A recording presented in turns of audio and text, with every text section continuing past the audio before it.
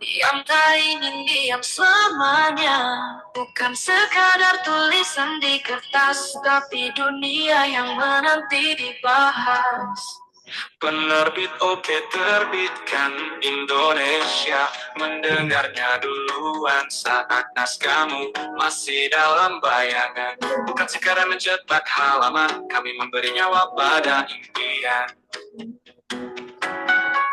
Tak perlu ragu pada batas dan waktu, kami temani dari awal hingga buku tumbuh. Penerbit Oke terbitkan Indonesia, bukan sekadar jasa, tapi jembatan antara ide dan semesta. Kau jika kata cahaya, kami lampu yang menjaga sinarnya.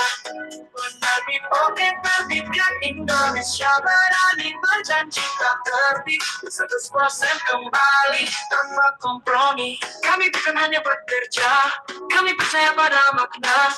Penerbit Oke terbitkan Indonesia, berdiri tegak mendukung penulis hingga jejakmu nampak. Kabar yang berbicara, isi yang menyentuh, setiap halaman kami kemas penuh peluh. Penerbit Oke terbitkan Indonesia, tak asal jalan, kami hadirkan buku yang berkesan dan bertahan. Buku bukan produk, tapi warisan rasa, dan kau sang pencipta semesta kata. Penerbit Oke terbitkan Indonesia, menjaga makna karena setiap penulis patut dijaga. Tak ada mimpi yang terlalu tinggi jika percaya dan terus menulis lagi. Penerbit Oke terbitkan Indonesia akan ada di balik kisahmu yang luar biasa. Giliran kalian bersuara, penembus ring, menembus udara. Penerbit Oke terbitkan Indonesia, rumah naskah yang merdeka. Mari kita terbitkan dunia bersama. Kami giliran karyamu bersuara, menembus ruang, menembus udara. Penerbit Oke terbitkan Indonesia, rumah naskah yang merdeka. Mari kita terbitkan dunia bersama.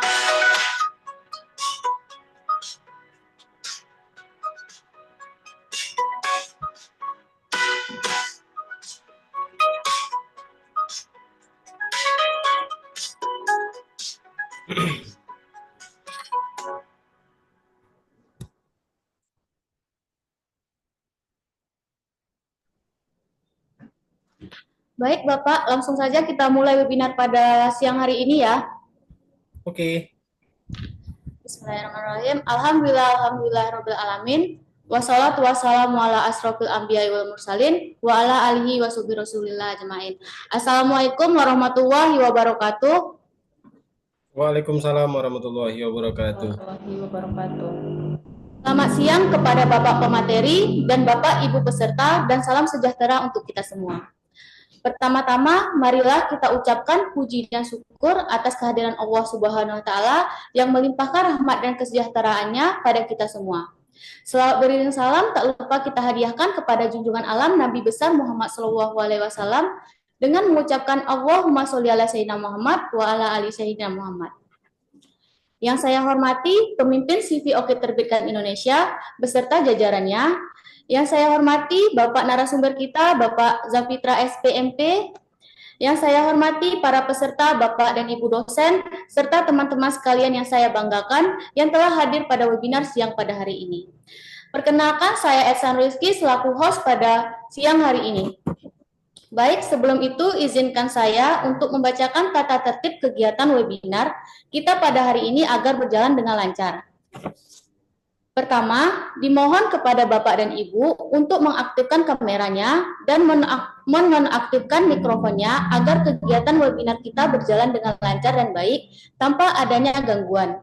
Yang kedua, untuk link absen akan kami berikan pada akhir sesi. Jadi kepada Bapak, Ibu, dan teman-teman yang ingin mendapatkan sertifikat, silakan mengisi absen yang telah dikirimkan panitia melalui room chat di saat akhir sesi webinar. Yang ketiga, untuk sertifikat, dokumen, video, dan bahan materi lainnya akan kami berikan melalui grup WhatsApp. Jadi untuk Bapak Ibu yang belum bergabung, silakan bergabung di grup WhatsApp-nya terdahulu. Serta terakhir, kami akan memberikan 3 kesempatan kepada Bapak Ibu semuanya, yaitu 3 pertanyaan dan akan mendapatkan Doorpress yaitu pulsa dan voucher diskon 10% untuk menerbitkan buku di CV Oke Terbitkan Indonesia. Baik, selanjutnya izinkan saya untuk membacakan profil singkat dari pemateri kita pada siang hari ini. Baiklah, narasumber kita pada siang hari ini, beliau bernama Bapak Zafitra SMMP. Beliau menyelesaikan pendidikan S1 di Fakultas Agroteknologi Universitas Riau pada tahun 2012 hingga 2016. Dan beliau menyelesaikan pendidikan magister di Universitas Islam Riau pada tahun 2020 hingga 2022.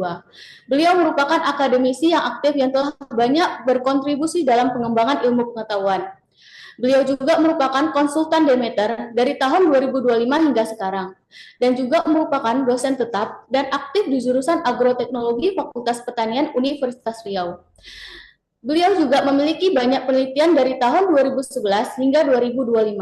Salah satu penelitian beliau yaitu berjudul Relative Growth Rate RGR and Net Assimilation Rate of Green Grains Vigna radiata L with combination of organic fertilizer in multi-soil soil tahun 2025 dan pengaruh metode pirolisis terhadap rendeman arang hayati dari tandan kosong kelapa sawit dengan variasi bentuk, bahan, dan sistem pembakaran 2025 dan masih banyak lagi penelitian yang beliau lakukan. Serta beliau juga memiliki beberapa pengalaman organisasi yaitu Lembaga Adat Melayu Riau dan lain-lain. Baiklah, sekian dari profil pemateri kita pada siang hari ini. Baik, tanpa berlama-lama, langsung saja kita sambut kepada Bapak Zafitra SPMP untuk menyampaikan materi luar biasanya, yaitu strategi dan solusi menghadapi permasalahan budidaya pada tanaman kelapa sawit alias Guinensis Jack. Kepada Bapak Zafitra SPMP dipersilakan dengan segala hormat. Selamat siang, Bapak. Ya, selamat siang. Gimana kabarnya, Bapak? Alhamdulillah baik. Alhamdulillah baik, Bapak.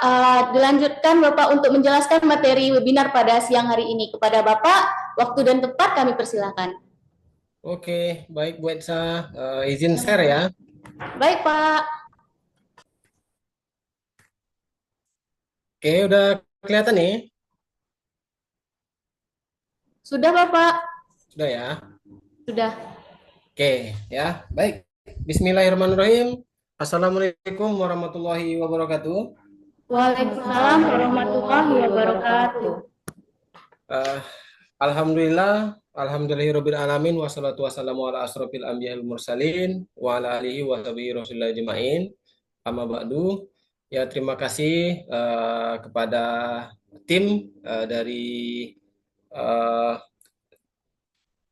Oke Terbitkan Indonesia ya, yang udah menyediakan atau memfasilitasi saya ya dalam webinar nasional ini ya. Jadi karena basic saya di perkebunan ya, pada kesempatan kali ini saya akan mengangkat tema ya, yaitu strategi dan solusi ya dalam menghadapi permasalahan budidaya pada tanaman kelapa sawit ya. Jadi saya adalah dosen di jurusan Agroteknologi Fakultas Pertanian Universitas Riau ya. Jadi sebelumnya sebelum jadi dosen ya saya pernah menjadi manajer di salah satu pembibitan kelapa sawit dan juga di perusahaan swasta di Research and Development, yaitu di PT Musimas Group Region Sumatera ya. Jadi saya sewaktu di swasta dulu saya crop service, yaitu menangani masalah budidaya ya secara agronomi. Ya untuk sekarang ya saya lebih banyak meneliti di bagian kelapa sawit, termasuk bagian agronomi, limbahnya dan lain-lainnya. Ya oke, langsung saja ya kita masuk ke materi ya. Jadi Indonesia ya pada akhir-akhir ini ya mendapat banyak sekali sorotan dunia ya, termasuk Eropa ya, dan dunia secara keseluruhan ya, karena Indonesia merupakan salah satu penghasil ya minyak ya. Kalau di Arab Saudi atau di wilayah Teluk itu kan dari apa namanya dari minyak bumi ya. Kalau di Indonesia ini kita ada minyak yang di atas ya. Nah, itu minyak kelapa sawit namanya. Ya. Jadi minyak nabati kelapa sawit ini ya di Indonesia sendiri luasnya yaitu 16,8 juta hektar ya. Jadi cukup luas ya. Jadi luasan nomor satu ya di dunia pada saat ini ya. Bayangkan ya 16,8 juta hektar. Kita turut bangga ya, kita turut bersyukur ya. Dia bisa ditanam kembali ya meskipun dia sudah masa replanting bisa ditanam lagi ya. Terus dia apa namanya? Dia dalam bentuk tumbuhan yaitu renewable ya energi ya. Kalau minyak bumi barangkali bisa aja habis kan. Tapi kalau kelapa sawit insya Allah dia selagi kita mau menanamnya ya dia akan terus berbuah dan dia bisa menghasilkan minyak goreng ya seperti yang ibu-ibu gunakan dalam kesehariannya ya. Ya juga turunan yang ini ya, yang akhir-akhir ini juga booming yaitu biodiesel ya. Jadi sudah ada yang kadarnya itu mencapai 90%. Ya, jadi dalam budidaya ini kita turut bangga ya, kita turut bangga sebagai negara Indonesia sebagai penghasil tandan buah segar kelapa sawit terbesar nomor satu di dunia. Nomor dua itu Malaysia ya. Jadi di budidaya kelapa sawit di Indonesia ini tersebar di beberapa wilayah, yaitu yang pertama di Riau ya tentunya dengan luasan terbesar ya. Setelah itu baru diikuti oleh Kalimantan ya, tersebar juga di beberapa wilayah yaitu Kalimantan Tengah, Timur ya, Kalimantan Selatan ya termasuk di wilayah Sumatera Utara ya, Sumatera Utara dan Sumatera Selatan. Ya, dan akhir-akhir ini juga mulai dikembangkan di wilayah Sulawesi ya. Nah, jadi dalam aspek budidaya ini kita mengkajinya secara agronomis ya. Jadi saya buat batasan masalah dulu ya kita berada di bagian agronominya ya, bagian budidaya ya. Kita tidak akan bahas lebih jauh di bagian bisnisnya ya, bagian bisnis atau regulasi secara hukum. Ya, nah jadi ada tiga ya permasalahan inti pada budidaya ya. Nah, yang pertama itu terkait unsur hara ya. Nah, terkait unsur hara, nah itu terkait pupuk dan lain-lain, ya. Terus ada juga permasalahan lain, ya, itu terkait hama, ya, penyakit, ya, serta gulma, ya. Jadi ada tiga. Yang pertama unsur hara, hama dan penyakit, dan gulma. Nah, inilah. Jadi ketiga permasalahan ini tentunya sangat banyak manfaatnya nanti setelah kita mengetahui, ya, bagaimana memberikan solusinya ya serta bagaimana kita mengatur strateginya ya supaya nanti kita dalam berbudidaya kelapa sawit ini menghasilkan produksi ya yang optimal ya tentunya ya dia bisa menghasilkan keuntungan yang tinggi pula ya. Oke, kita masuk yang pertama yaitu bagian unsur hara ya. Jadi unsur hara ini kalau kita bicara unsur hara ya tentunya kita akan terpikir pupuk ya. Nah ini ya. Jadi coba saudara perhatikan ini gambar orang ini ya. Gambar orang ini kira-kira orang ini lagi ngapain nih? Ya. Yang gambar A dan yang gambar B ya. Nah, jadi kedua ibu-ibu ini ya, kedua ibu-ibu ini dia sedang melakukan pemupukan ya. Jadi sedang melakukan pemupukan ya yang gambar A itu dia tanamannya udah agak tinggi ya. Nah, tanaman yang B itu dia masih rendah ya kalau kita secara bahasa ilmiahnya atau bahasa perkebunannya yaitu kalau yang gambar A itu dia tanaman menghasilkan ya, tanaman TM. Nah, yang B itu adalah dia tanaman TBM atau tanaman yang belum menghasilkan. Ya. Oke ya. Nah, setelah itu apa sih ya permasalahannya terkait unsur hara ini? Ya, di lapisan masyarakat ya di lapisan masyarakat. Nah, itu dia memupuk itu dia berdasarkan apa namanya kondisi alam, ya.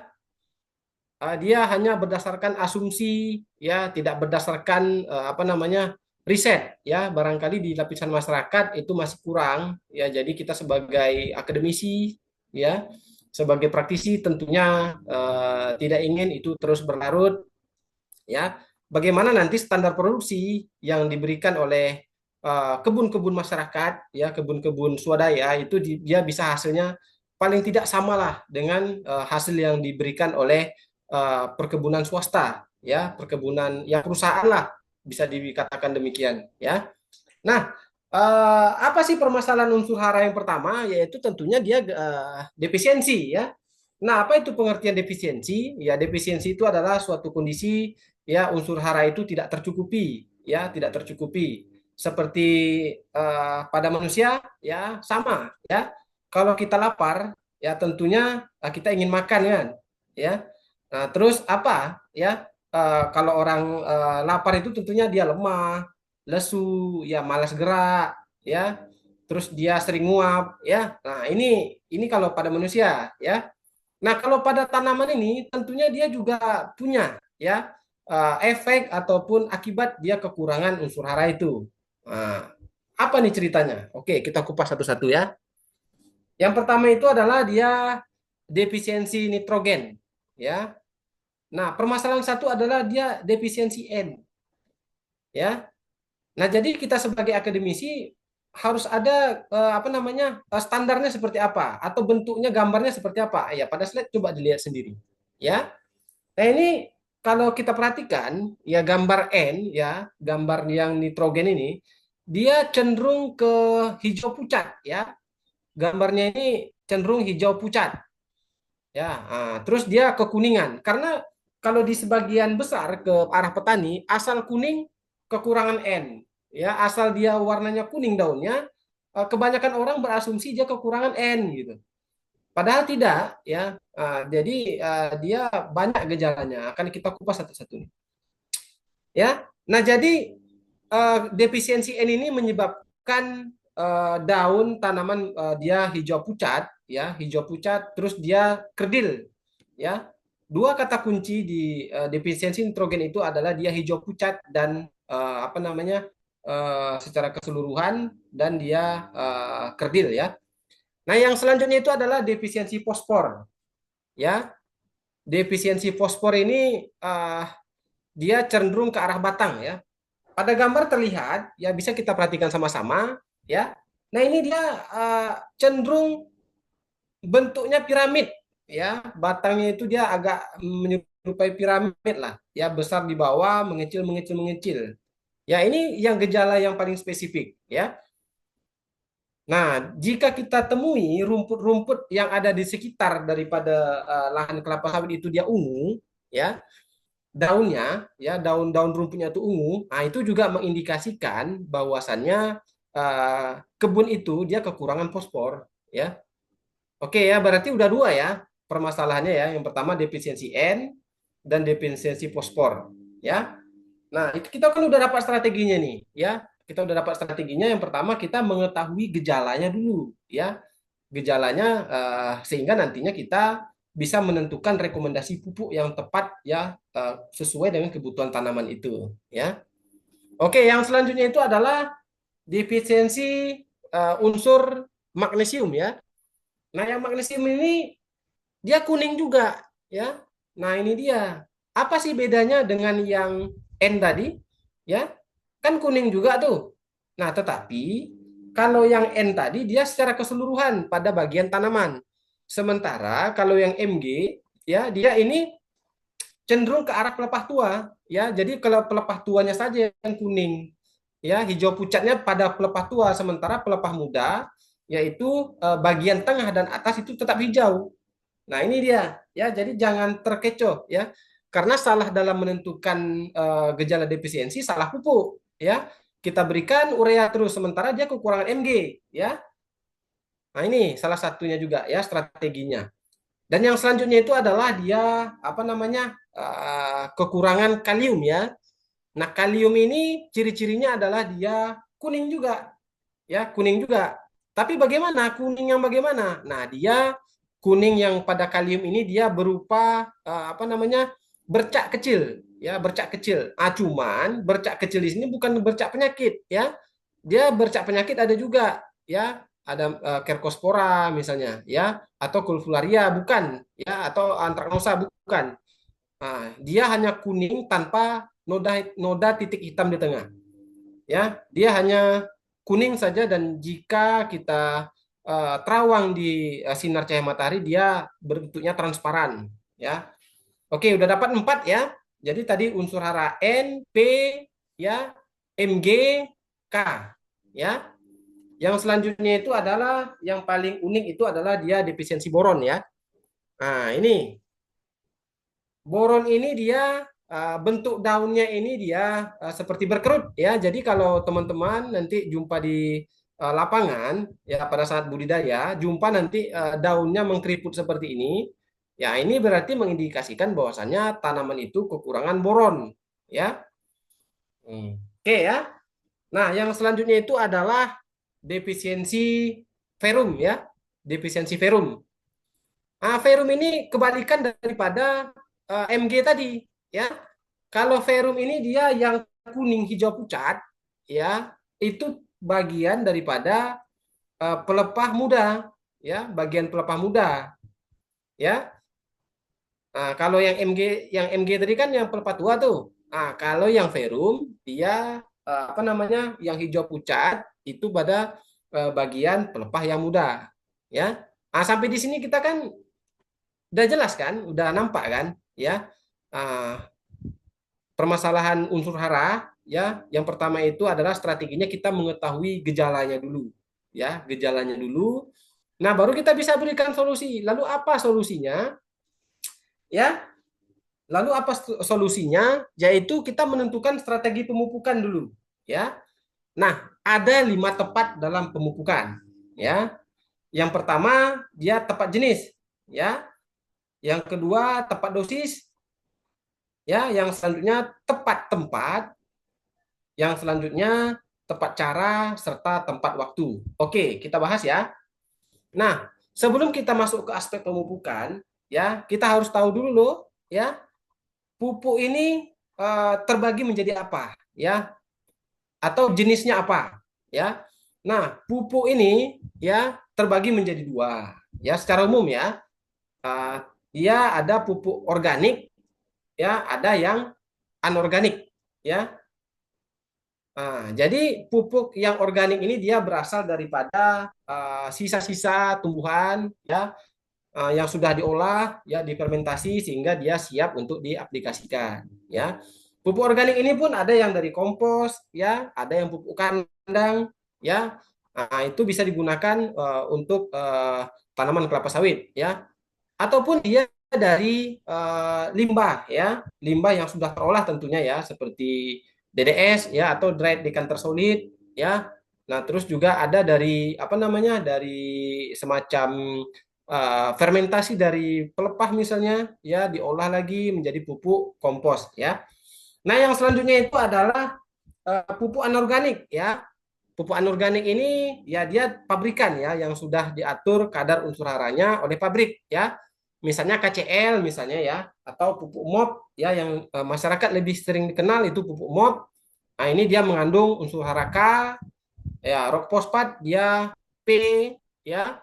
Terus ada borat tadi boron ya serta ZA atau urea ya. Ini mengandung unsur hara nitrogen ya. Nah, kenapa kita melakukan pemupukan? Ya, pemupukan ini pada dasarnya kita lakukan untuk apa namanya menggantikan ya unsur hara yang telah diserap ya ataupun yang kalau hujan ya apalagi musim hujan, nah itu kan sering terjadi pencucian ya pencucian unsur hara sehingga kita tetap perlu melakukan pemupukan ya. Kalau sekali mungkin nggak terlalu apa ya. Kalau hujannya 6 bulan ya selama misalnya dalam sebulan sekali selama 6 bulan ya fluktuasi hujan tentunya unsur hara banyak tercuci atau licin ya. Nah, tujuan kita melakukan pemupukan ini juga adalah ya agar pertumbuhannya lebih baik ya serta kita mendapatkan produksi yang lebih optimal, ya. Oke ya, nah ini rekomendasi pupuk ya. Nah, ini rekomendasi pupuk ya. Nah, ini secara umum ya. Nah, ini secara umum ya. Uh, untuk tanaman TBM ya, dia lebih sedikit daripada TM. Ya, tentunya dia berdasarkan umur tanam ya. Nah, pupuk yang diberikan oleh di TBM ini, ya TBM itu adalah suatu fase tanaman kelapa sawit, ya dia belum secara ekonomi dia belum menghasilkan, ya. Meskipun pada TBM2 atau TBM3 dia sudah berbuah, ya tapi masih dikategorikan dia masih belum menghasilkan ya input produksi, ya belum pulang lah modal kita untuk apa namanya untuk biaya produksinya, ya meskipun dia sudah berbuah gitu ya. Nah, dia fase umurnya adalah dari rentang 0 sampai TBM 0 sampai dia TBM 3 ya. Jadi artinya umur 3 tahun, nah itu masih dikategorikan sebagai tanaman TBM ya. Nah, pada saat bisa dilihat sendiri ya. Nah, pada fase TBM ini dia lebih banyak ke arah vegetatif ya. Vegetatif itu pembentukan daun, ya, pembentukan batang, ya, pembentukan apalagi namanya akar dan lain-lain, ya, yang berkaitan dengan vegetatif, ya. Nah, pada fase TM, nah ini dia akan seiring berjalannya waktu, ya, pupuk pun semakin banyak, ya, semakin banyak sesuai dengan fase umur. Karena kita juga harus memikirkan ya dia menghasilkan buah ya selain juga dia harus tumbuh juga ya jadi dua kali lipat tuh ya dia untuk fase juga vegetatif dan kita harus mencukupi fase generatifnya juga kan juga butuh unsur hara ya. Nah itu ya secara umum ya dosis pemupukan yaitu untuk tanaman TBM dan tanaman TM ya. Kalau untuk kaji lebih dalamnya kebutuhan ini yaitu dengan melakukan lab sampling unit atau LSU ya itu orang agronomis pasti tahu ya orang pertanian ya. Dan juga ada namanya SSU atau soil sampling unit ya. Kalau LSU itu dari daun analisanya dan kalau dari tanah itu soil sampling unit namanya ya. Nah, ini secara umum ya ini bisa kita aplikasikan di masyarakat karena tidak semua lapisan masyarakat yang mampu untuk mengeluarkan biaya ya kalau 1 hektar, setengah hektar besar pula lagi biaya untuk analisanya ketimbang hasilnya. Makanya kita sebagai agronomis juga bisa ya menggunakan rekomendasi yang ada ya. Seperti di slide inilah kira-kira ya. Nah, ini sebenarnya masih ada lagi ya, masih ada lagi kaji lebih dalam itu secara soil sampling ya itu beda lagi ya. Ada yang tanah gambut dan ada tanah mineral menyesuaikan dengan kondisi tanahnya. Ada yang berpasir beda lagi. Ya, cuman untuk digunakan sebagai lapisan masyarakat ya murah ya dan bisa digunakan oleh mereka, bisa kita rekomendasikan yang seperti ini. Oke ya, kita lanjut ya. Nah, ini memang kajinya memang mengarah ke agronomis nih ya. Nah, ini ya, tadi ada tepat apa tadi yang pertama? Tepat dosis ya. Nah, yang kedua itu adalah tempat pemupukannya ya. Nah, tempat pemupukan ini juga sangat berpengaruh ya. Nah, kita harus atur strateginya nih ya. Nah, kalau kita asal pupuk main sebar aja, nanti dia nggak akan terserap ya. Dia nggak mau tuh, ya nggak mau dia. Karena nanti kita mentang-mentang kita mau pupuk cepat berbuah, langsung ke pangkal batangnya kita sebarkan pupuk nggak juga bisa ya. Tentunya kita harus tahu juga nantinya tempat di mana sih ya di mana sih tempat penyerapan yang paling ya optimal ya. Nah, tentunya secara agronomis kita mengandalkan bagian bulu-bulu akar kan ya. Pada bagian bulu-bulu akar ya itu nanti apa namanya? Disitulah tempat penyerapan yang paling banyak ya. Nah, kalau secara penelitian dulu saya pernah riset, nah itu juga gambar yang pertama ya ini pada mondingan ya. Karena di Riau ini banyak gambut, ya tentunya kita harus lakukan monding ya atau tapak timbun ya. Nah, jadi supaya nantinya setelah besar sawit itu tidak doyong ya. Nah, di mana tempat pemupukannya? Ya di sekitar daripada ini ya yang ada pada gambar ini ya bisa dilihat kan yang gambar satu ini ya yang ada line titik-titik merah ini. Nah, di situ kita lakukan pupuk ya. Semua jenis pupuk bisa di situ ya. Karena apa? Setelah kita mounding, tentunya nanti kelapa sawit akan menumbuhkan akar-akar baru ya. Akar-akar baru, nanti disitulah penyerapan unsur haranya ya. Yang kedua ini pada pasar mati ya, atau tumpukan pelepah ya. Nah, jadi kalau teman-teman punya kebun sawit ya, misalnya ada nih di grup di Zoom ini ada orang Kalimantan ya atau orang Sumatera yang orang tuanya punya kebun sawit, pada tumpukan pelepah, nah itu juga bisa ya. Beberapa jenis pupuk bisa kita tabur di situ ya. Kenapa? Kalau teman-teman bongkar itu pelepah, itu di bawahnya pasti banyak rambut-rambut akar ya. Nah, di situ juga bisa ya, bisa dilakukan pemupukan. Itu bisa pupuk RP, ya MOP, ZA, kiserit ataupun dolomit ya. Nah, itu strategi untuk mengatur tempat pemupukannya ya. Nah, yang selanjutnya itu adalah gambar 3 ya. Nah, yang gambar 3 ini sepertinya pada areal TBM ya. Kalau pada areal TBM kan dia masih kecil ya. Nah, ini masih kalau masih kecil tentu akar pun masih belum jauh lah penyebarannya ya. Belum jauh penyebarannya sehingga kita tetap melakukan pupuknya di piringan ya. Di piringan tentunya dibersihkan dulu piringannya ya, terus kita tabur pupuk di apa namanya dengan jarak 60 cm ya, 60 cm dari pangkal batangnya ya. Nah, ini khusus area TBM ya. Kalau yang gambar 1 dan 2 itu yang TM ya. TM itu adalah tanaman yang menghasilkan yaitu umur 4 tahun ke atas ya. Bisa dilakukan model 1 dan 2. Ya, kalau yang model 3 ini adalah tanaman TBM nih ya. Tanaman TBM itu dia masih sedikit akarnya sehingga kita pupuknya diletakkan di apa namanya di bagian piringannya saja. Oke ya. Nah, oke. Nah, strategi yang selanjutnya itu kita harus tahu cara memupuk, ya. Nah, beberapa pupuk itu lebih optimal diinjeksi misal, ya, diinjeksi seperti yang ini tadi ya, yang apa namanya, yang verum, ya. Kalau verum ini kalau udah tinggi tanamannya, ini pakai injeksi, pakai bor, ya.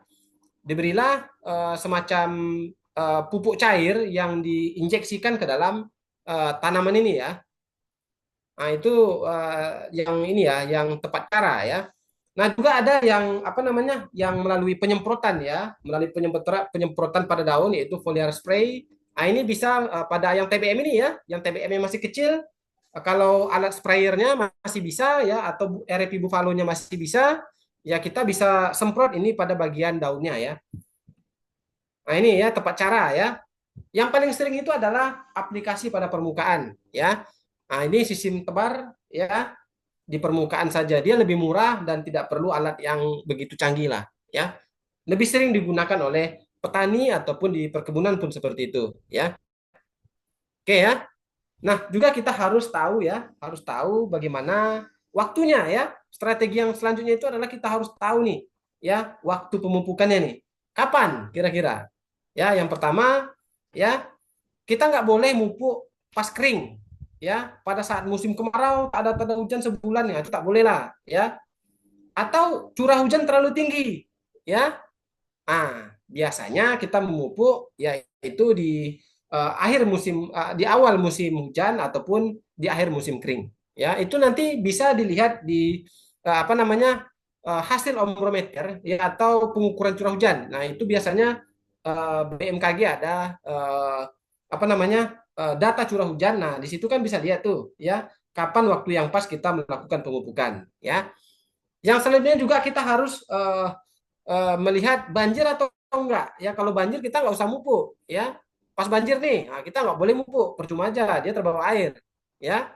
Nah, yang selanjutnya itu adalah kalau dia lagi semak ya, atau dia lagi banyak rumput ya, itu nggak boleh ya, percuma aja kita mupuk kalau pesaingnya ada ya.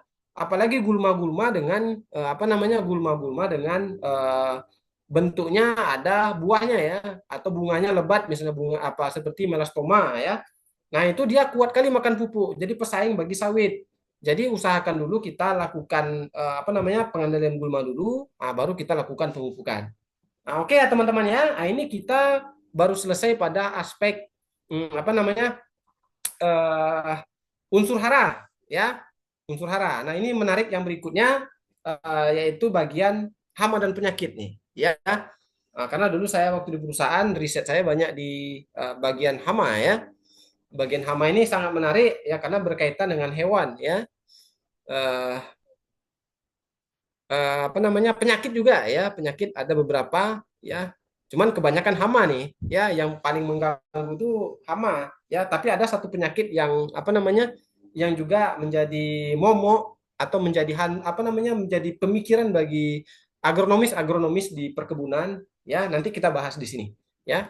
Nah ini nih ya, apakah teman-teman pernah melihat ini nih ya, pada gambar ini ya, siapa yang tahu nih ya, ini ulat apa nih ya.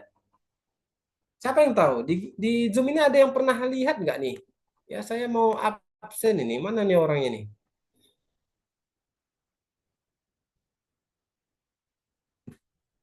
Atau nggak pernah lihat ya? Nggak pernah, Pak. Pernahkah? Belum ya?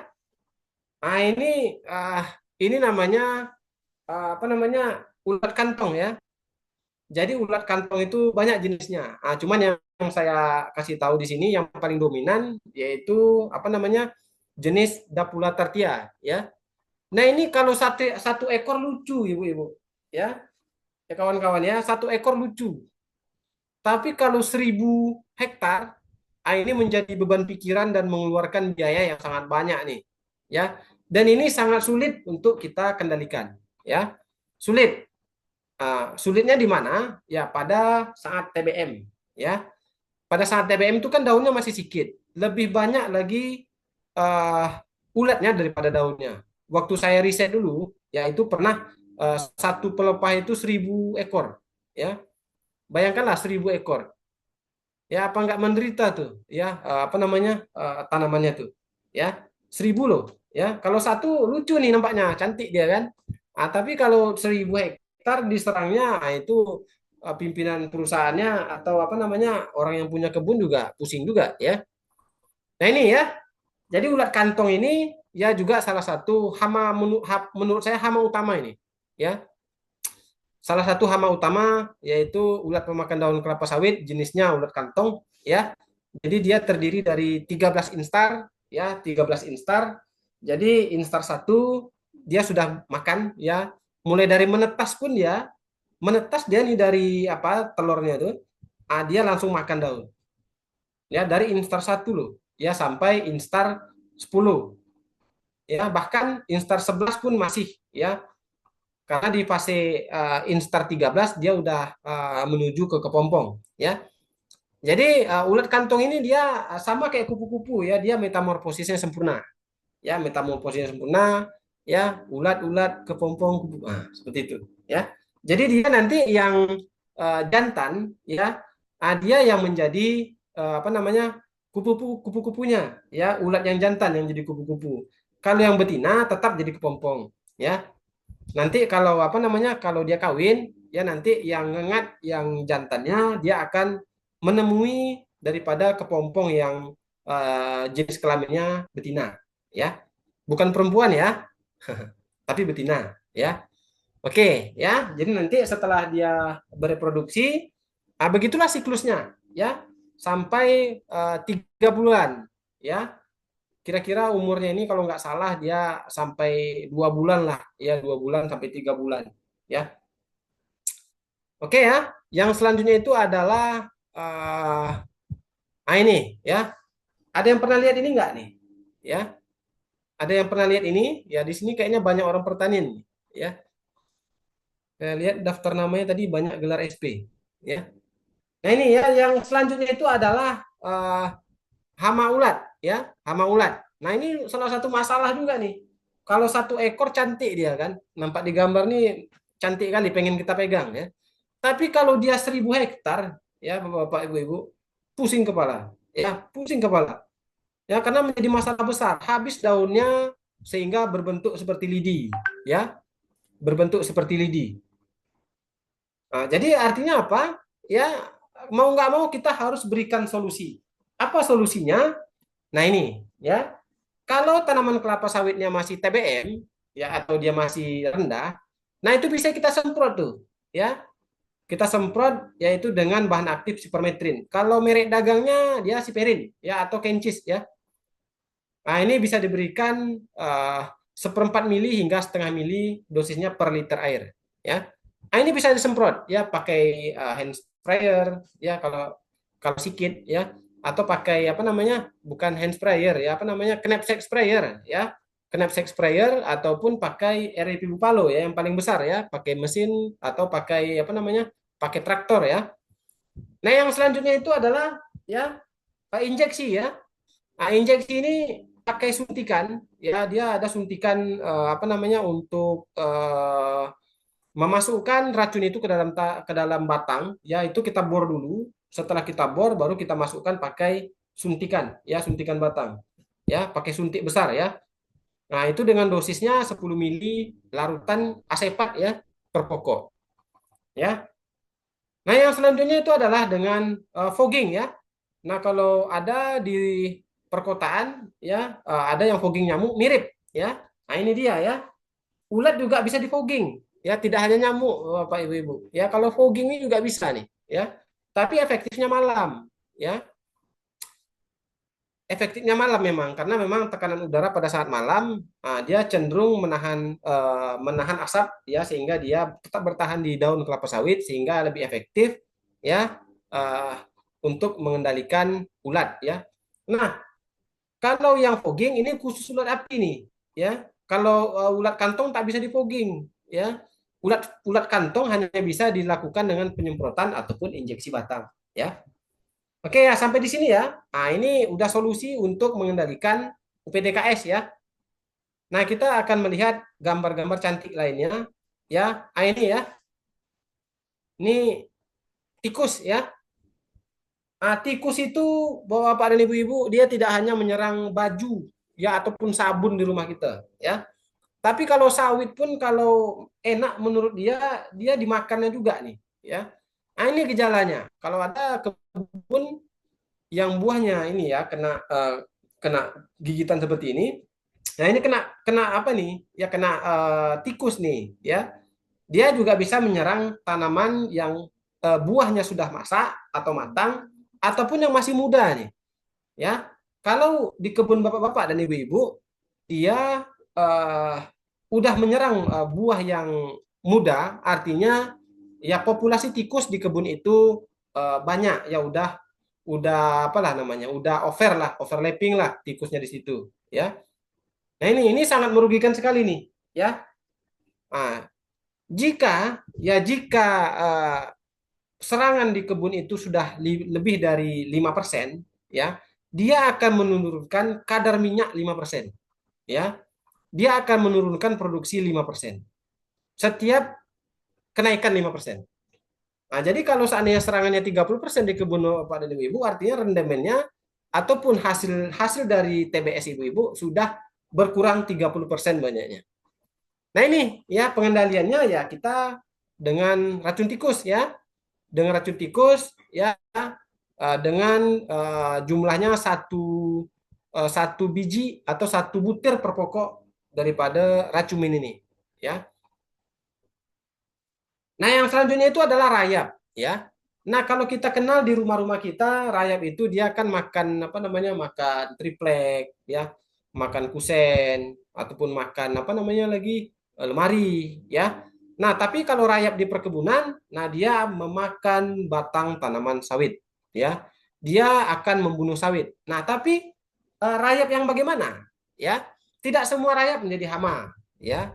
Rayap yang menjadi hama adalah dia rayap yang jenis Coptotermes curvignatus ya. Kalau yang lain tidak ya, satu jenis ini aja. Ada nama lain yaitu Coptotermes sepangensis ya. Dia apa namanya, mirip rayap ini juga, cuma ukurannya lebih kecil. Nah, itu tidak hama ya. Ataupun jenis-jenis lain daripada rayap itu tidak menjadi, sampai saat ini belum ada laporan dia menjadi hama ya. Nah, dia hanya hidup untuk menguraikan bahan organik saja, ya, tidak menjadi hama. Yang terdeteksi sekarang, riset saya pun mengatakan bahwasannya, ya, yang menjadi hama itu adalah rayap jenis Coptotermes curvignatus, ya. Nah, tandanya bagaimana? Dia ada alur-alur basah ya yang menyerupai sarang dari tanah. Ya, di situ dia tempat hidupnya. Ya, tempat hidupnya sampai dia mempunyai jalur-jalur ke dalam tanah. Ya. Nah, rayap ini banyak pada tanah gambut ya. Banyak pada tanah gambut dan sebagian kecil adalah sedikit di tanah mineral ya. Tapi dominan 80 sampai 90% itu berada di tanah gambut ya. Nah, bagaimana caranya? Ya, kita harus memberikan solusi juga kan, ya. Kita harus berikan solusi, ya. Nah, ini kita apa namanya? Kita semprot ya dengan klorpirifos ya, dengan apa namanya? Dengan dosis 3 sampai 4 mili per liter ya. Uh, volume semprotnya 8 sampai 12 liter per pokok ya. Nah, ini ya. Ini rayap nih ya. Jadi udah dapat apa tadi? UPDKS, habis itu rayap ya, yang ini terus tadi tikus ya. Nah, ini juga ada yang lainnya yaitu kumbang tanduk atau Oryctes rhinoceros ya. Nah, ini juga menjadi momok ataupun tantangan bagi pekebun ya, apalagi sekarang banyak replanting ya. Banyak replanting, jadi kan banyak tuh bahan organik kan. Nah, bahan organik yang ada di area replanting, nah itu dia menjadi tempat bersarangnya kumbang tanduk ya. Nah, jadi pada saat kita menanam, kumbang tanduknya tadi kan masih bertelur tuh. Dengan seiring berjalannya waktu, dia akan menjadi larva Oryctes ya, dan dia juga menjadi apa namanya? Dia menjadi imago ya, dia menjadi dewasa yang siap menyerang area TBM tuh ya. Jadi ini sangat luar biasa ini. Dia kerusakannya bisa menyebabkan kematian ini pada tanaman kelapa sawit sehingga dia merugikan secara ekonomi. Sehingga kita perlunya uh, menentukan strategi dan menentukan solusi, memberikan solusi ya supaya setidaknya kita mengurangi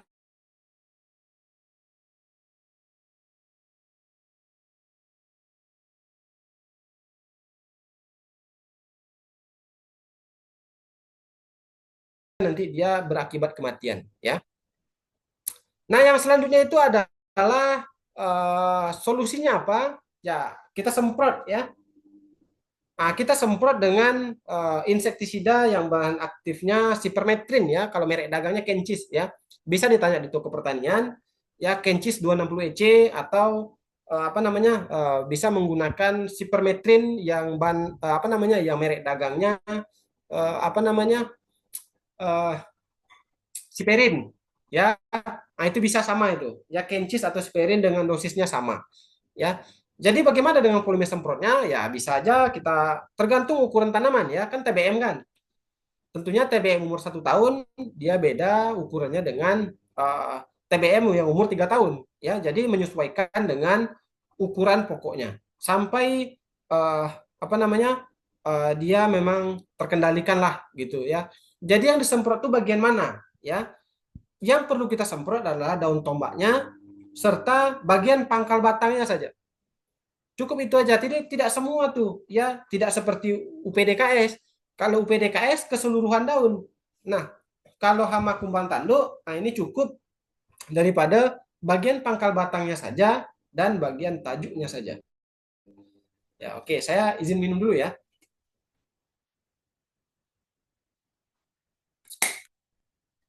Oke ya. Nah, yang selanjutnya apa lagi tuh? Ah, ini nih, ya. Yang paling berbahaya ya, yang sangat-sangat berbahaya adalah tentunya Ganoderma ya. Tentunya Ganoderma ini merupakan salah satu penyakit utama ya yang menyerang pada tanaman kelapa sawit ya, dan hingga saat ini belum ada ya obatnya ya. Belum ada obatnya. Ya, belum ada obatnya. Meskipun ada beberapa penelitian ya di jurnal ataupun ya penelitian-penelitian yang selain apa namanya, selain daripada penggunaan agen hayati, ada juga yang kimia ya. Cuma saya udah riset ini selama 3 tahun ya, cuman saya belum bisa menemukan formulasi yang cocok ya untuk mengendalikan Ganoderma ini. Strateginya hanya bisa dilakukan dengan menjaga tanaman itu tetap sehat. Ya bagaimana? ya dengan aspek agronomisnya lah, ya kita pupuk, ya. Nah, kita pupuk, terus kita menjaga kondisi iklim mikro seperti juga tata kelola air, ya jangan sempat lahannya terendam dan selain-lainnya.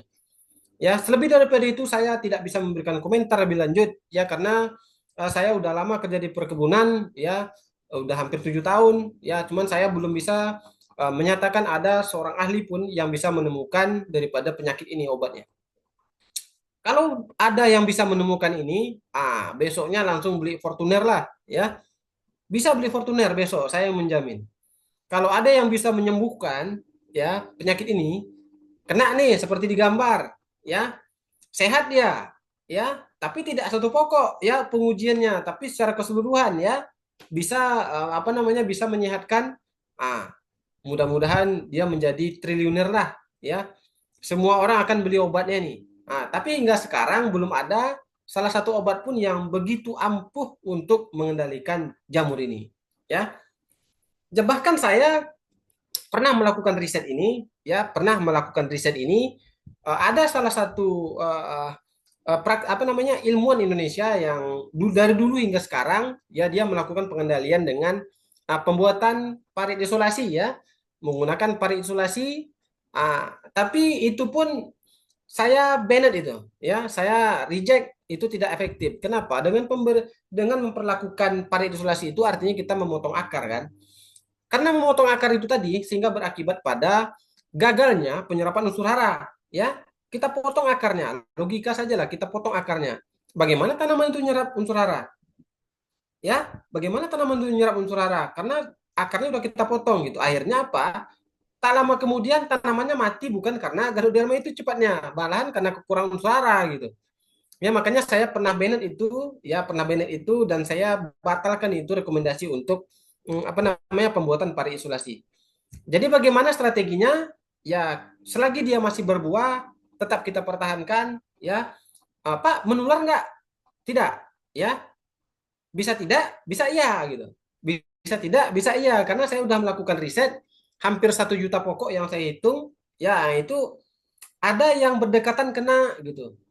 Tapi ada juga yang tanaman yang di sebelahnya kena penyakit, yang di sebelahnya juga sehat gitu.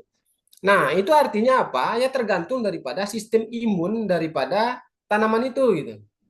Nah, seperti teman-teman lah, ada teman di sebelahnya flu, belum tentu lagi orang yang berdekatan yang kena flu juga gitu. Ya, artinya strategi yang paling mendekati kalau menurut saya adalah kita tetap menjaga tanaman itu tetap sehat. Itu saja. Kalau sudah kena ya sudahlah ya, dia akan mati juga gitu. Artinya kita apa? Kita tetap mempertahankan produksinya, kita tetap panen ya. Dan apabila buahnya sudah habis, ya kita tinggal melakukan chipping menggunakan alat berat ya. Nah ini ya, jadi bagaimana gejalanya? Seperti pada gambar adanya tubuh buah ya dan juga daunnya tidak membuka lebih dari 4 ya. Oke ya. Nah, yang tidak kalah pentingnya adalah ya gulma ya. Pasti teman-teman keseharian sering melihat gambar-gambar yang akan saya tampilkan ini ya. Cuman kan kita tidak tahu tuh nama ilmiahnya ya. Misalnya rumput, kita kan tahunya umum ya rumput gitu ya. Nah, cuma ya kita harus jika tahu permasalahannya tentu kita memberikan strategi ataupun solusinya ya. Nah, ini ya. Pasti teman-teman pernah lihat gulma yang ada pada gambar ini di slide ya. Nah, ini namanya ageratum ya. Ageratum conizoides ini ya kita kendalikan ya atau racunnya itu menggunakan Prima-Up ya. Prima-Up dengan bahan aktif glifosat ya. Perlu kita menambahkan ali atau bahan aktif metil sulfuron ya. Nah ini nih ya. Ini sebelum mupuk kita harus bersihkan dulu nih gulma nih ya.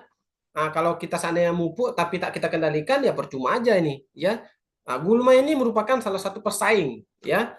Pesaing penyerapan unsur hara ya pada perkebunan kelapa sawit ya.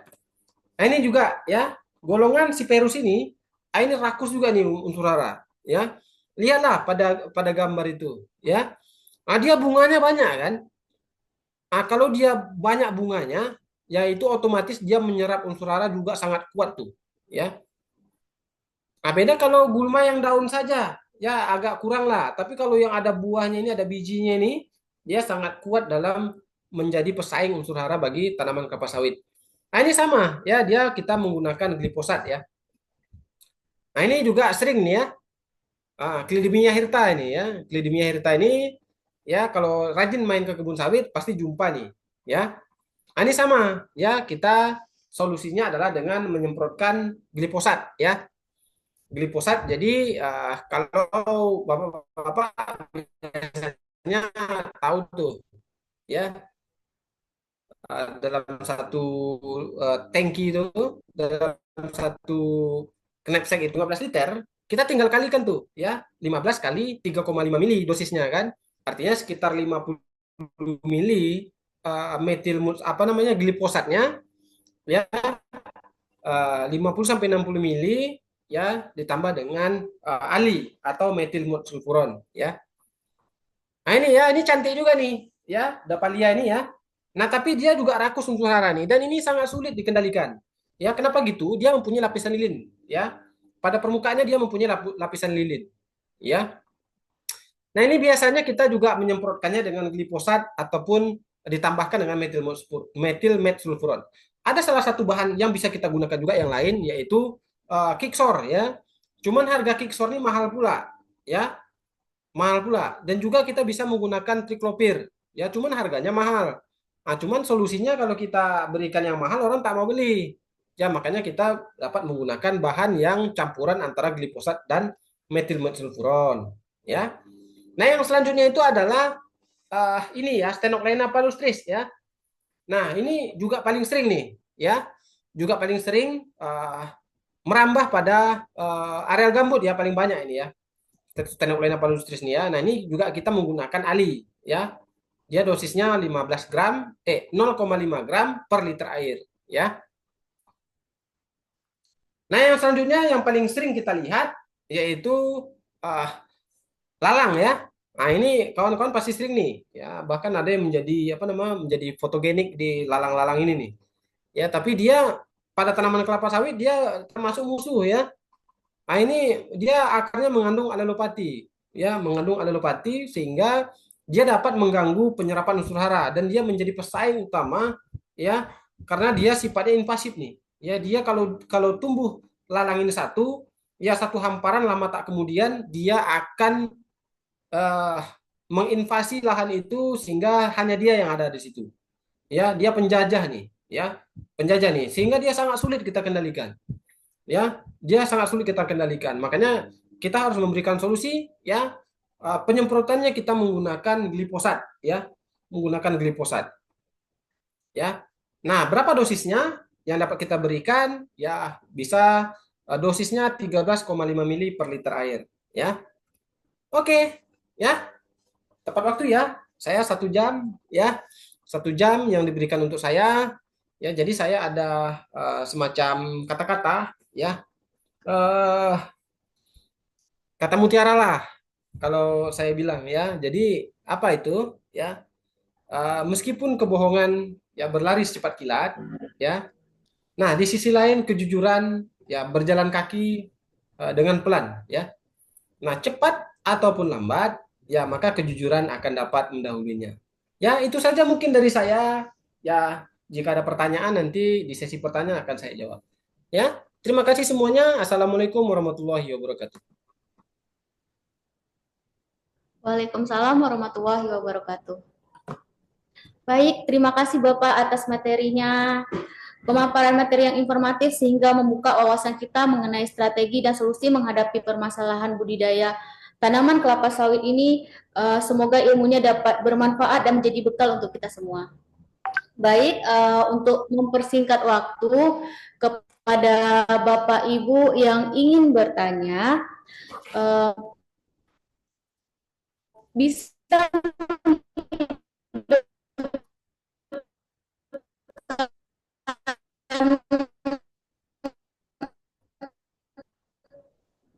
kamera dan audionya dan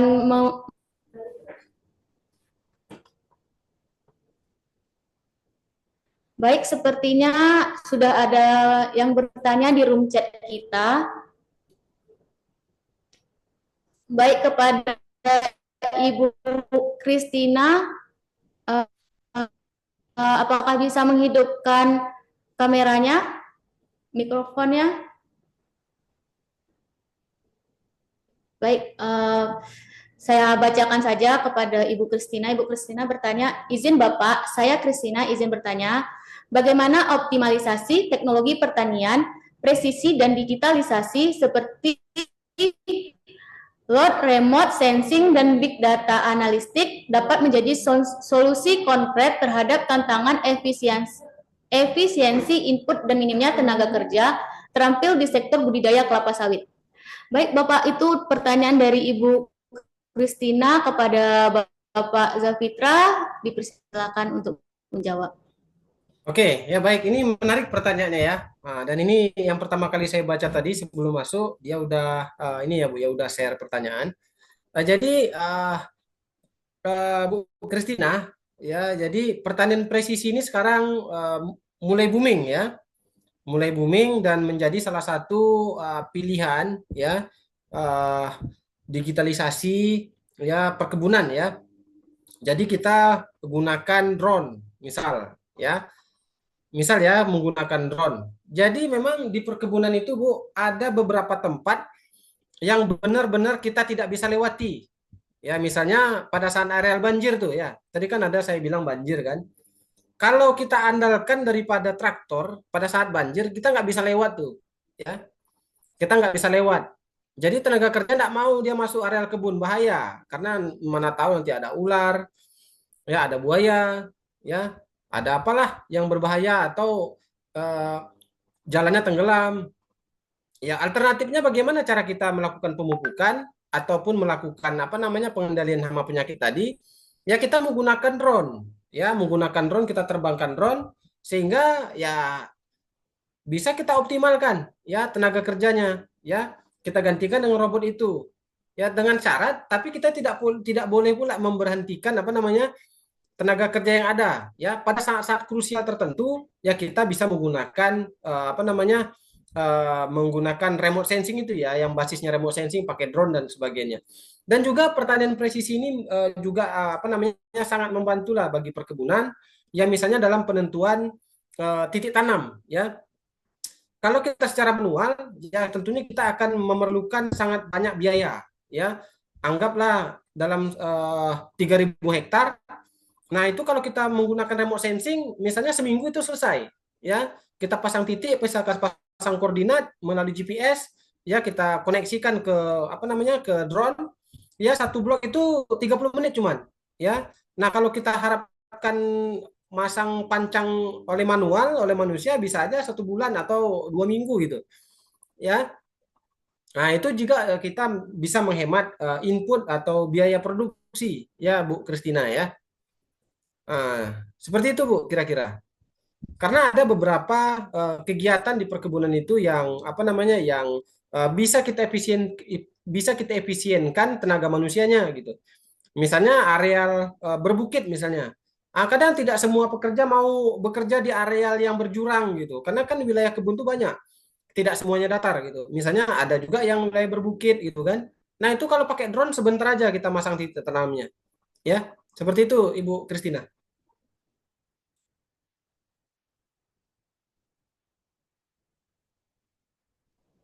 Terima kasih Bapak atas jawabannya. Kepada Ibu Christina, apakah sudah terjawab dari pertanyaannya?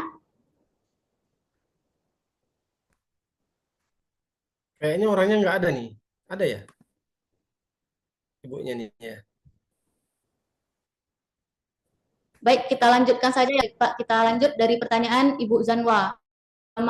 Izin Pak, saya Zanwa Iflama, izin bertanya, dalam konteks tekanan global terhadap industri kelapa sawit terkait isu lingkungan dan sosial,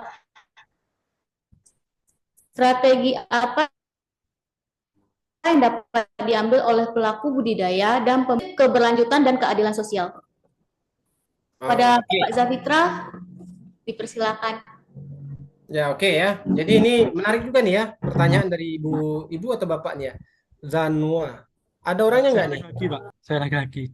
Laki-laki ya, Bapak Zanwa ya. Jadi ini ya, memang akhir-akhir ini ya isu lingkungan ya seperti di Riau sekarang ada apa namanya TNTN ya ataupun daerah lain saya baca di sosial media ya banyak terjadi apa namanya isu-isu lingkungan ya sehingga seringkali ada pihak-pihak tertentu yang ingin menyudutkan kelapa sawit. Ya, jadi sebenarnya tergantung daripada aspek apa namanya strategi budidayanya ya. Kalau di Indonesia sekarang kita ada organisasi namanya RSPO ya, atau ISPO ya. Nah, itu sudah diatur semuanya. Ya, sudah diatur semuanya bagaimana menjalankan budidaya perkebunan yang sesuai dengan peraturan ya. Misalnya, kita tidak dibenarkan apa namanya menanam di wilayah kawasan hutan. Nah, itu tidak boleh ya. Dia harus apa namanya sesuai dengan regulasi yang ada.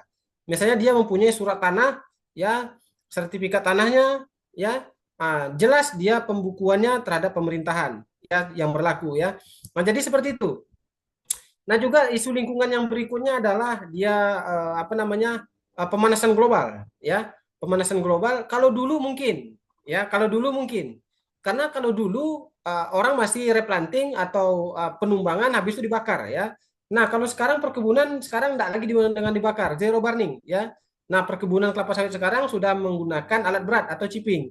Ya, jadi ditumbangkan kelapa sawit itu lalu dilakukan pemotongan, di cutting ya kelapa sawitnya menggunakan alat berat sehingga berukuran tipis-tipis. Nah, nanti dia akan terkomposisi sehingga kita tidak perlu lagi apa namanya melakukan land clearing dengan pembakaran ya. Nah, yang selanjutnya itu adalah juga dia isu pestisida ya. Nah, isu pestisidanya juga hangat dibicarakan ya. Nah, kita juga menggunakan pestisida yang ramah lingkungan, dia hanya membunuh hama target ya. Misalnya kita menggunakan flubendiamide misalnya. Jadi yang kita kendalikan hanya ulat saja. Yang predator lain tidak mati ya. Nah, seperti itu sekarang kita menghadapi strategi yang katanya ya dia merusak lingkungan lah kelapa sawit. Tapi kita sudah mempunyai regulasi yang jelas, ya peraturan yang jelas, tergantung kitanya mau menjalankan atau tidak. Ya seperti itu. Nah juga apa namanya dia berkelanjutan nggak? Seperti ini. Tentunya kita dalam konteks perkebunan pastilah sustainable itu pasti kita jalankan ya untuk mencapai produk dan juga kita mencapai produksi yang optimal juga gitu. Ya. Malahan kita dengan memperhatikan lingkungan malah lebih sustain gitu. Kalau kita menggunakan racun atau pestisida itu yang hanya yang membunuh semuanya spektrum luas, ya itu nanti dia akan menimbulkan ledakan hama yang 3 kali lebih besar. Ya, itu kan artinya nanti kalau hamanya lebih besar, luasannya tentu kan biaya produksi juga tinggi gitu. Sementara setelah kita menggunakan yang pestisida yang hanya membunuh hama target, malah rekor kita itu 4 tahun turun hama serangan. Artinya apa? Biaya produksi untuk pengendalian hama jadi turun. Artinya kan dia apa namanya menguntungkan ekonomis ya kan, sehingga kita juga perkebunannya itu dikatakan sebagai perkebunan yang berkelanjutan. Gitu. Nah, persoalan dia keadilan sosial, ini saya mengerti konteksnya. Ya, jadi keadilan sosial ini kita dasarnya apa dulu gitu. Ya, jangan pula nanti kita udah merambah hutan, ya kita mengharapkan pemerintah bersikap adil ke kita. Padahal yang kita rambah itu kan hutan gitu. Nah, sekarang kita artinya ada program namanya intensifikasi. Ya, intensifikasi itu kita tak perlu lagi lah memperluas lahan sawit. Ya, tidak perlu lagi merambah hutan lah. Ya, yang ada itu kita optimalkan dengan konsep agronomis itu merupakan salah satu pilihan juga. Ya, nah seperti itu mungkin ya pertanyaan dari Bapak Zanua. Ya, jika ada komen ya silakan. Ya, Izin Pak bertanya sedikit lagi Pak.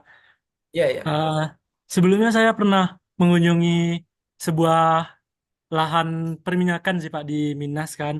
Jadi bahan-bahan bekas-bekas dari tambang minyak dari PCR tuh kan merambah ke kebun sawit masyarakat tuh Pak.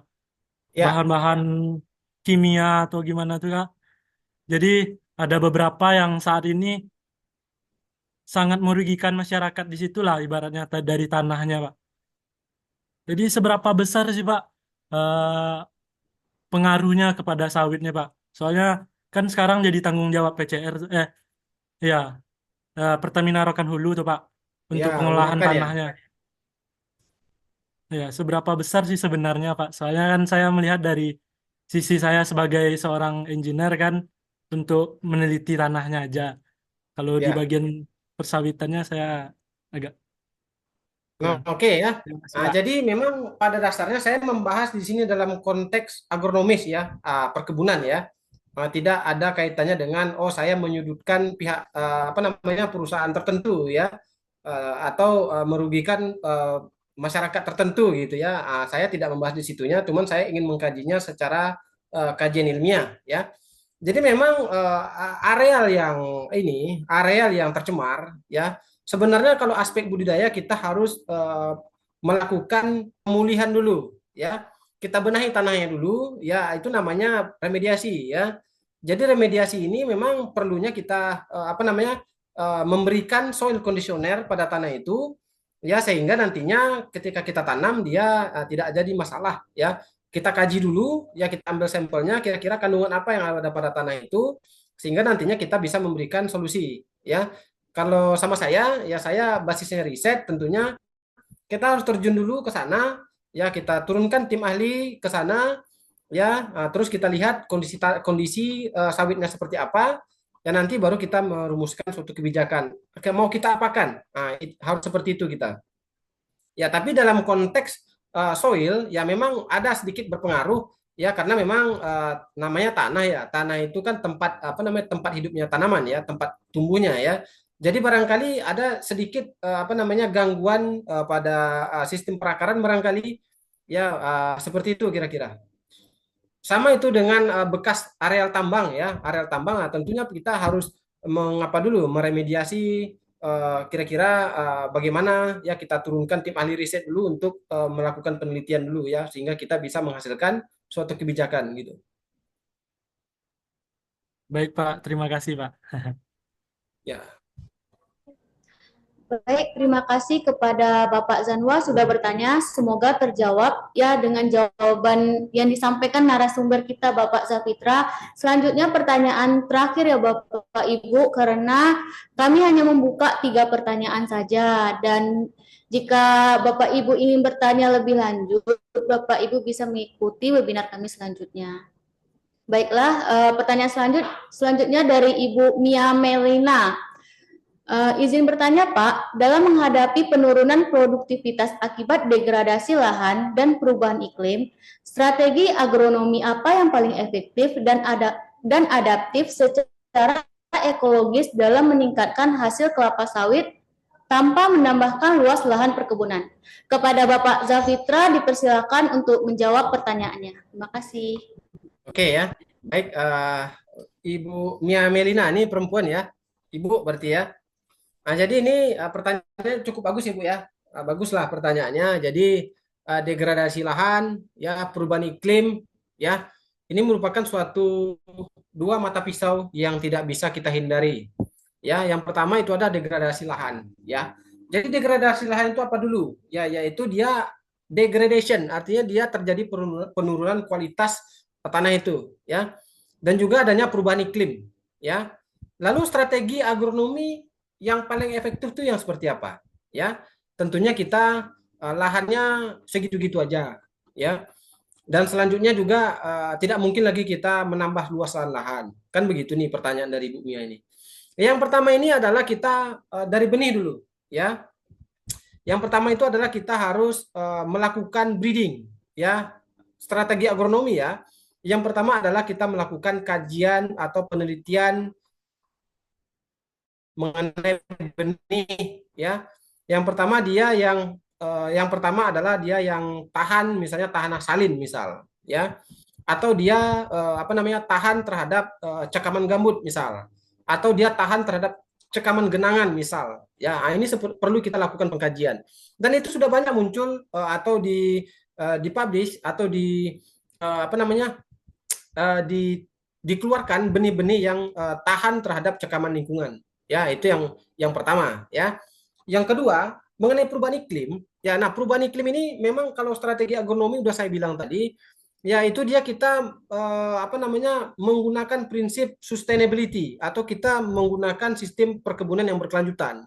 Ya, yang pertama apa namanya kita tidak boleh lagi membakar lahan. Ya, kita tidak boleh lagi membakar lahan sehingga dia apa namanya, kita juga tetap menjaga iklim. Ya, seperti tahun 2015 kita terasa ya masih banyak perusahaan-perusahaan tertentu, saya tidak sebutkan lah ya, tapi nyata kita merasakan 2015 itu asap yang begitu eh, lama ya, 1 bulan dulu ya, tahun 2015. Nah, itu kan menjadi salah satu apa namanya permasalahan ya. Nah, karena dulu mungkin dulu kebijakan belum tegas seperti sekarang. Ya, kalau sekarang kan jika melakukan pembakaran langsung tutup itu, RSPO langsung turun. Nah, itu izin perusahaan bisa dicabut, ya. Karena sekarang regulasinya sudah di apa ya, sudah ketat ya oleh Kementerian Pertanian ataupun lembaga internasional ya, apa lembaga sertifikasi internasional itu yang RSPO ya. Kalau yang nasional kita ISPO ya, RSPO itu Renewable Sustainable Palm Oil ya. Nah, itu semuanya sudah diatur ya. Nah, strategi agronomi apa yang paling efektif? Ya, menurut saya efektif itu jika kita mengkombinasikan semua cara. Ya, itu bisa. Ya, kita juga harus memperhatikan apa yang lain. Ya, lingkungan misal. Ya, nah di perkebunan itu kita tidak boleh lagi membunuh hewan liar misal. Nah, itu tidak boleh lagi. Ya, nah, pembukaan lahannya juga kita